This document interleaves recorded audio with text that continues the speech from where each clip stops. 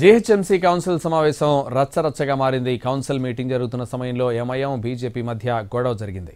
వందే మాత్రం జయ జయ హే తెలంగాణ గీతాలాపన సమయంలో ఎంఐఎం కార్పొరేటర్లు కూర్చున్నారు. దీనిపై బీజేపీ సభ్యులు అభ్యంతరం వ్యక్తం చేశారు. నిలబడకుండా అవమానించారంటూ బీజేపీ సభ్యులు ఆగ్రహం వ్యక్తం చేశారు. ఇదే అంశంపై ఇరు వర్గాల మధ్య తోపులాట జరిగింది. కుర్చీలపైకి ఎక్కి ఆందోళన చేశారు ఇరు పార్టీల సభ్యులు. దాంతో సమావేశం ఉద్రిక్తంగా మారింది. సభ్యులపై మేయర్ ఆగ్రహం వ్యక్తం చేశారు. మార్షల్స్ తో బయటకు పంపుతానని చెప్పడంతో పరిస్థితి సద్దుమణిగింది.